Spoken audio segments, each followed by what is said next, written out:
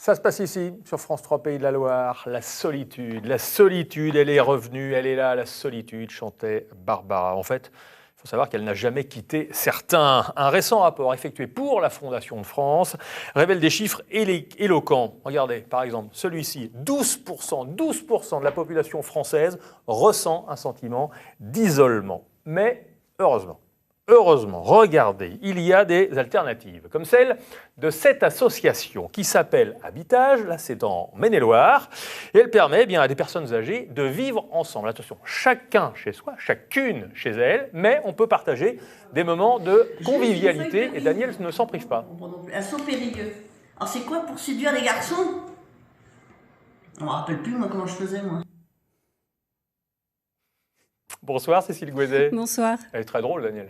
Elle est super. Elle met une pêche dingue dans la maison, elle. Exactement. Bon, vous êtes chargé de mission partenariat et communication au sein de cette association Habitage 49 en Maine-et-Loire. Yann Dédoué, bonsoir. Bonsoir. Délégué général de la Fondation de France Grand Ouest. Habitage, donc j'ai expliqué sommairement des gens qui vivent ensemble, mais chacun chez soi.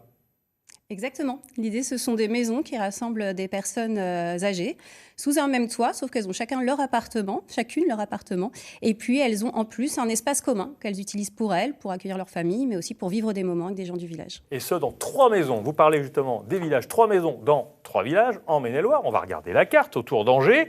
Le département est bien cerclé. Combré, La Boissière-sur-Ève dans le sud-ouest, dans les Mauges, et Fontaine-Guérin. 3 maisons en Maine-et-Loire. Je reviens sur ce chiffre, Yann Dédoué. 12% de la population qui ressent un sentiment d'isolement. Ça, c'est le chiffre. On va regarder la courbe, parce que le chiffre, il arrive en bout. Il y a eu des années. En fait, ça ne bouge pas. 9% en 2010, on passe à 11% en 2012, 12% en 2013, période Covid. Et puis on voit passation téléphonique, passation Internet à partir de 2015. C'est quoi cette séparation ? C'est la méthodologie de l'enquête qui évolue. Là où avant on faisait de la statistique via des appels téléphoniques, on passe sur des questionnaires numériques. En tout cas, les chiffres ne changent pas. Il y a un pic 2021, période Covid. Tout à fait. Voilà. Et puis on revient à 12%. Pourquoi ça bloque à 12%? Qu'est-ce qui génère un sentiment d'isolement? Donc, on différencie l'isolement et la solitude. Justement, on parle de la solitude juste après. Là, on parle vraiment d'isolement. Donc, l'isolement, c'est cette notion où on va aller objectiver, aller voir sur les grands réseaux de sociabilité, la famille, les amis, le travail, les réseaux de voisinage et les réseaux d'engagement bénévole, combien de contacts concrètement on a dans la semaine, combien de conversations suivies on a dans la semaine. Au-delà du « bonjour, je voudrais une baguette s'il vous plaît chez le boulanger », on va aller voir si les personnes ont concrètement des échanges. Donc l'isolement, on voit des gens, on parle à des gens. L'isolement, c'est de mesurer concrètement chez les gens le fait qu'ils n'ont aucune ou très peu de conversations dans la semaine fournies avec différents contacts. Et la solitude ? Et la solitude, c'est le sentiment qu'on peut tous avoir à un moment, ressentir le fait d'être seul. Et c'est différent puisqu'on n'est pas en situation objective d'isolement, mais on a ce sentiment-là. Là, il y a un autre graphique que vous allez nous commenter également. Il va arriver justement sur la solitude. 1/4 des personnes ressentent une grande solitude. 1/4 des Françaises se sentent en situation de solitude, effectivement. Et le plus embêtant, et c'est ce qu'on essaye avec la Fondation de France de mettre à jour, c'est que 80% de ces personnes en souffrent.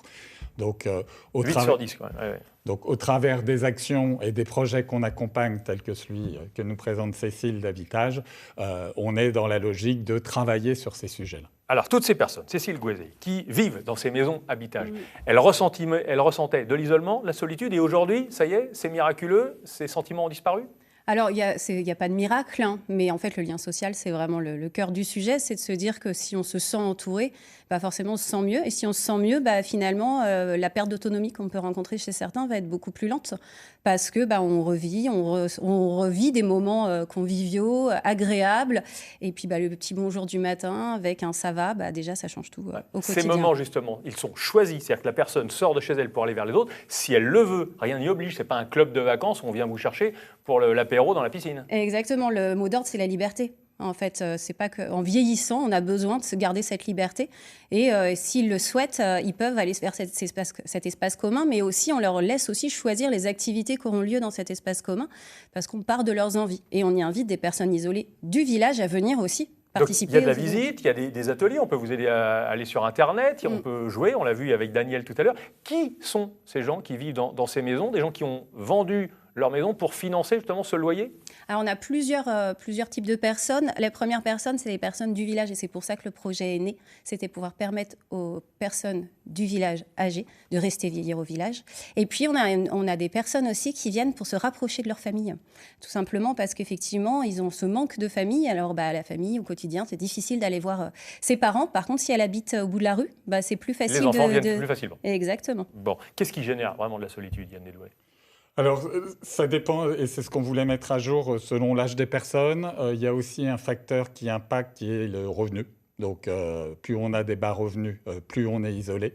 Et ce qu'on voulait mettre à jour au travers de ce rapport 2024, c'était la temporalité des solitudes. C'est-à-dire que selon les moments dans l'année, selon les moments dans la journée, selon qui on est, personne âgée, jeune, on se ressent pas seul au même moment. Donc l'hiver, là, c'est la période la pire.